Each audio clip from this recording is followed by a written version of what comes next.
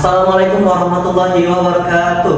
Halo Smali People, kembali lagi di Smali Bercerita. Nah, pada podcast hari ini kita ditemani oleh dua bintang tamu spesial, adalah kakak-kakak dari SMA Negeri 5 Palembang yang berhasil lulus di SNBP tahun 2026 hari ini. Jadi podcast hari ini sangat eksklusif karena kita akan membahas tentang dunia pendidikan. Sebelumnya boleh perkenalan nama untuk kakak-kakak yang ada di depan saya. Oke. Halo semuanya, perkenalkan nama saya Mutiara Salsabila dan alhamdulillah saya lulus di jalur SNBP di jurusan Hukum di Universitas Gadjah Mada. Halo semuanya, perkenalkan nama saya Hema Sayu Putri Manyar. Alhamdulillah tahun ini saya lulus di SNBP di Universitas Gadjah Mada dengan Fakultas Psikologi. Oke, jadi nama Kak Muti bisa dipanggil siapa, Kak? Kamu dia? Oh iya, Kak Muti. Ya, aku bisa Kak-nya aja. Kak Muti dan Kak Anya. Sebelumnya kita apresiasi dulu bagi kakak-kakak ini karena berhasil lolos di UGM. Jadi suatu kehormatan yang besar bagi SMA Negeri 5 Palembang karena lagi dan lagi SMA Negeri 5 Palembang setiap tahun ada perwakilan yang bisa masuk UGM. Mungkin untuk pertanyaan pertama ini kita yang santai-santai dulu aja ya, Kak ya. Gimana sih perasaan kakak-kakak, terutama Kak Muti dan Kak Anya setelah mengetahui kalau tanggal 31 Maret kemarin buka pengumuman itu biru, ibaratnya itu lulus? Pertamanya aku dulu Dari ya, Kak dulu. Kalau dari saya dulu, pertamanya aku SPK aku nggak lulus. Jadi setengah jam sebelum itu tuh aku tuh udah nangis dulu karena aku mikir nggak bakal bisa lulus nih. Soalnya aku udah mempersiapkan UTBK banget karena mikir sudah bakal merah. Terus tiba-tiba karena aku ngirim yang nomor aku itu, jadi aku tuh dicekin gitu loh. Terus kayak lulus gitu. Aku tuh kayak apa ini prank ya, apa prank? Jadi aku cepet muter ke ini kan tangan gini kayak gitu ngecek-ngecek. Terus langsung teriak kayak mama biru gitu. Jadi kan seneng ya. Ya, jadi sangat senang Kak. Iya. Dicekin oleh siapa Kak nomornya? Adalah Oke. Jadi perasaan kakak Muti ini sangat senang karena lulus dan gak nyangka Kak ya pastinya. oh gak nyangka banget sih. Oh iya, gak nyangka. 90% aku mengira aku gak bakal lulus. Oke, kalau Kak Anya sendiri gimana Kak? Kalau untuk aku yang pertama sebenarnya dari 2 hari sebelum pengumuman itu aku udah nangis-nangis udah kayak udah hopeless banget karena aku mikir sayangannya nggak cuma yang ada di Sumatera Selatan aja, bener banget. di seluruh Indonesia pasti banyak banget yang lebih berprestasi, yang lebih pinter-pinter. Nah itu tuh awalnya udah hopeless banget sampai H-2 sebelum itu aku udah check out buku untuk UTBK, buku yang biasanya dipakai oleh anak-anak atau kakak-kakak yang di tahun kemarin kan. Nah itu pas hari H itu udah gak bisa nangis lagi karena air matanya udah habis dari 2 hari sebelum. Jadi pas hari H aku mencoba tenang, aku tenang dulu, terus baru buka pengumuman akhirnya lolos. Di situ nangis tapi yang kayak nangisnya yang nggak sebombay dan sederas itu, yang nangis banget malah mama aku sama papa aku karena mereka gak nyangka kalau anaknya kan lulus di SNBP dan di UGM kan. Yang pertama aku pasti senang banget karena ini tuh kan sebenarnya mimpi aku dari SMP, memang pengen ke psikologi di Universitas Gadjah Mada gitu. Oh, jadi perasaan orang tua kakak dan kakak sendiri sangat senang. Iya, bangga banget sama diri sendiri Iya, kan. bangga banget. Terus bukunya itu kira-kira dikemanain Kak? Kan kakak dari Nah kalau bukunya sih udah menjadi saksi bisu. saksi bisu, terus udah punya orang lain ya, udah punya orang lain, udah punya kepemilikan dari orang lain karena udah aku jual gitu. Karena kan pasti ada yang butuh kan, jadi aku jual aja, jadi udah. Oke, jadi perasaan kakak tadi kita seperti yang kita tahu sangatlah senang tentunya, dan orang tua mereka juga sangat senang karena mengetahui kalau anak-anak itu lulus di SNBP tahun 2026 ini. Pertanyaan selanjutnya untuk Kak Muti, boleh deh Kak, apa sih yang harus kita siapin dari, bisa bilang kami kelas 11 yang sekarang ini, apa yang perlu kami siapin untuk menghadapi SNBP tahun depan? Yang benar-benar Kak Muti itu udah nyiapinnya sejak lama, bahkan sebelum pengumuman SNBP ini mulai. Dan ini benar-benar menunjang tinggi poin di penilaian SNBP yang membuat kita bisa lulus Kak. Apa kira-kira yang perlu kami siapin? Karena tadi Alif nanya tentang menunjang tinggi ya, di sini teman-teman fun fact SNBP itu gaib karena kita nggak tahu faktor indikatornya tuh bisa sesuai orang tua lolos atau enggak tuh kita nggak tahu, apakah dari nilai atau dari TKA-nya atau dari lombanya, karena banyak yang anak-anak sengaja kurang lurus gitu loh. Nah jadi kalau menurut kakak kita usahakan yang terbaik terlebih dahulu gitu. Yang pertama kita maksimalnya tentu aja di nilai rapot. nilai rapat kita biar eligible kita tuh di atas. Karena misalkan kalian ingin mendaftar di Unair itu kan eligible diutamakan banget. Terus yang kedua, setelah kalian fokus di nilai rapot, kalian tuh juga harus memperbanyak pengalaman kalian. Dengan yang pertama, misalnya kalian ikut organisasi, kalian bakal bisa ikut untuk lomba-lomba. Dengan lomba-lomba inilah yang bakal jadi penunjang semakin tinggi. Misalnya kalian sudah di tingkat nasional, apalagi internasional, nah itu tentu aja bakal menambah nilai plus gitu. Kemudian yang ketiga, kalian juga fokusin di bagian TKA. Tapi TKA ini kalau saran kakak di kelas 11, lebih baik kalian lebih fokus ke lomba dulu, perbanyak dulu lomba.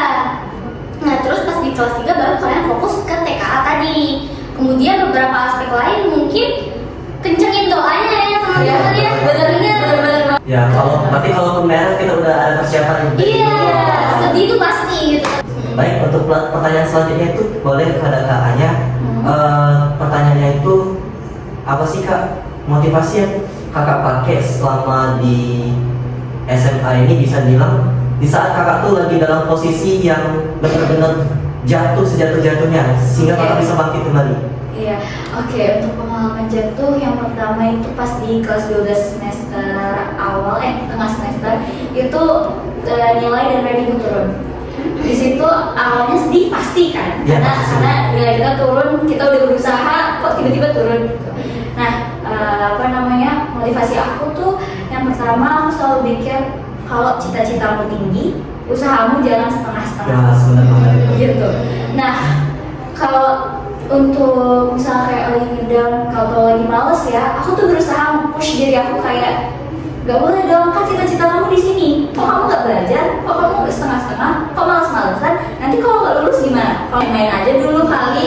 Nah di situ aku gak mau kayak mereka, karena aku tahu kalau misalnya aku gak mulai dari awal, aku gak mulai konsisten dari awal, ya gak bakal bisa aku meraih mimpi itu. Iya bakal susah, dan step-stepnya itu bakal susah banget. Kayak anak tangga itu jadi kayak jauh banget gitu kan. Jadi ya usahain konsisten, terus juga push diri aja sih gitu. Ingat cita-citamu kemana, ya kejar gitu.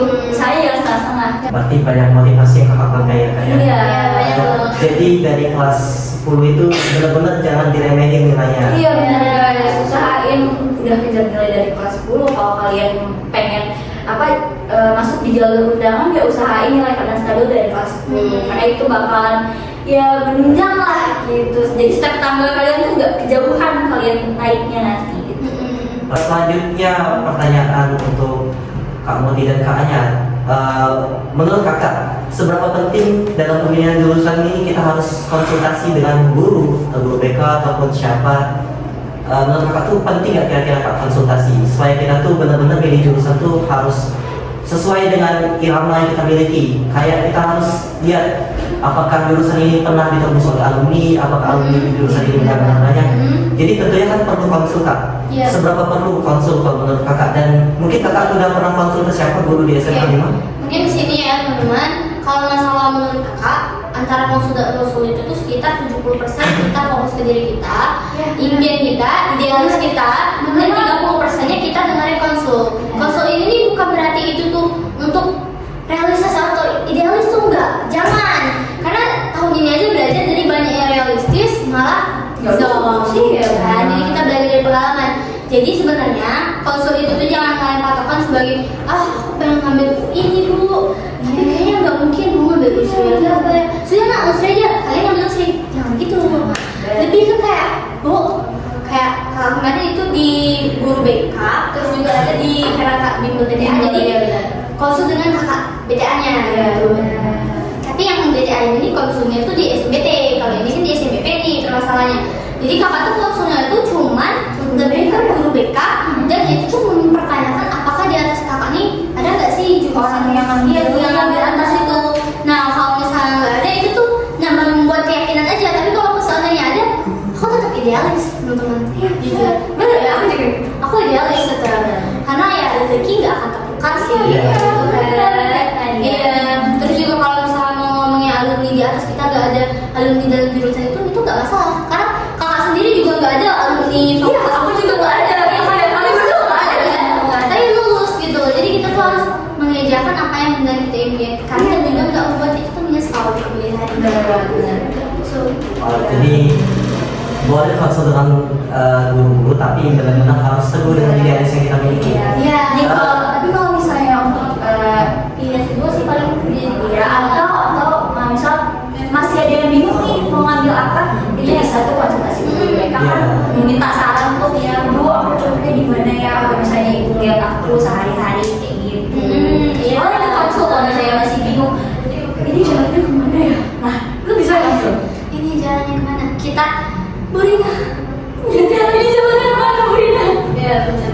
Jadi tentunya konsul ini bisa dibilang penting, tapi jangan terlalu kita ikutin alurnya. Jadi kita harus punya idealis sendiri teman-teman. Iya kan Ini itu juga konsul bukan kewajiban. Benar ya? Kita juga konsul. Kita konsul itu karena memang kita ada masalah yang perlu kita selesaikan. Iya.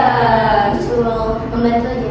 Ya, tapi sebelum itu mungkin kakak ada pesan untuk adik-adik kelas 10, 11 dan mungkin juga ada pesan juga untuk guru-guru di SMA Negeri 5 Palembang yang belum sempat kakak sampaikan. Boleh kakak sampaikan di sini juga sebelum kita tutup. Gitu ya. Yang pertama aku mau ngucapin terima kasih banyak pada guru-guru di SMA Negeri 5 Palembang yang telah mendidik, mengajar kami dan juga sabar mengajar kami. Kami benar-benar berterima kasih banyak gitu loh. Yang juga mengajarkan kami, terima kasih banyak. Kemudian aku mau ngucapin terima kasih juga buat staff yang ada di SMA Negeri 5 Palembang yang terkecuali dari guru tadi. Terus buat adik-adik kalau kelas 11 kalian tuh kalau bisa udah nentuin dulu, udah konsul lah. Kelas 11 akhir tuh udah dikonsulin kira-kira aku nih mau kemana. Jadi iya pas 12 awal tuh kalian tuh udah ada gitu. Oh kalau aku mau fokus ke top univ, aku udah mempersiapkan SNMPTN. Iya benar. Misalkan kalian mau kayak oh oke C aja swasta aja oke kok ya udah nggak apa-apa gitu loh. Ini kalian bisa nyoba atau kegiatan lain kayak gitu kan lebih bermanfaat gitu. Untuk adik kelas 10 jangan remehkan nilai, jangan remehkan relasi, jangan remehkan organisasi, jangan diremehin. Kalau dari aku sih ya, untuk adik-adik kelas 10, kelas 11 pokoknya usahain semaksimal mungkin raih cita-cita kalian ya. Dan kalau misalnya nih ada yang ngomong cita-cita kalian cita-citamu terlalu rendah, gak usah dengerin guys, gak usah dengerin. Fokus aja tujuan kalian pertama apa, fokus ke diri kalian sendiri. Pokoknya usahain apa yang kalian bisa semaksimal mungkin. Terus juga jangan males-malesan, terus tuh ikut lomba-lomba karena kan tadi kayak kata Muti penunjang, bisa jadi kayak sertifikatnya penunjang untuk SNBP dan lain-lain itu. Terus juga prepare for the worst, kayak pas dari kelas 12 tuh pas udah apa namanya SNBP ya eligible ya, kalian belajar juga SNPT. Jadi kalau kalian nggak lulus kalian juga kaget gitu. Kesimpulan podcast hari ini adalah untuk kelas 10 dan kelas 11 mungkin kalian tetap semangat dalam belajar. Untuk sekarang ini kelas 11 mungkin harus mengejar nilainya dan harus memperbanyak relasi serta mengikuti lomba-lomba supaya bisa memperbesar peluang SNBP. Tapi sedikit disclaimer, jangan terlalu mengharapkan di SNBP seperti kakak Putih tadi ngomong. Kita tuh harus benar-benar udah menyiapkan SNBP dari jauh-jauh hari. Jadi ketika kita mendapati pengumuman kalau kita tidak lolos, ya kita sudah ada amunisi persiapan. Jadi harus benar-benar diperjuangkan dengan baik. Karena nilai itu memang berperan penting Kak ya. Apalagi kalau eligible itu benar-benar dilirik oleh top universitas. Apakah itu benar Kak? Ya, jadi eligible itu benar-benar dilirik oleh top universitas. Oke, mungkin sekian sampai di sini aja podcast kita pada hari ini. Semoga perbincangan hari ini dapat memberikan manfaat bagi kita semua. Dan sebelumnya kami mengucapkan terima kasih kepada kakak-kakak yang telah hadir dan memberikan motivasi bagi adik-adik sekalian. Semoga motivasi ini bisa berguna bagi adik-adik sekalian dan kita semua yang ingin melanjutkan ke perguruan tinggi negeri. Amin. Kalau kata B.J. Habibie, kita itu punya 24 jam. Jadi dalam 24 jam itu kita harus gunakan dengan baik. Dan 24 jam itu kita tidak yang diberikan itu tidak panjang, tidak pendek, benar-benar setara. Jadi kita harus menggunakan waktu untuk belajar dan untuk menambah hal-hal yang baik dalam diri kita. Oke, mungkin itu aja podcast kita pada hari ini. Lebih dan kurang kami mohon maaf. Kami akhiri. Assalamualaikum warahmatullahi wabarakatuh. Dadah.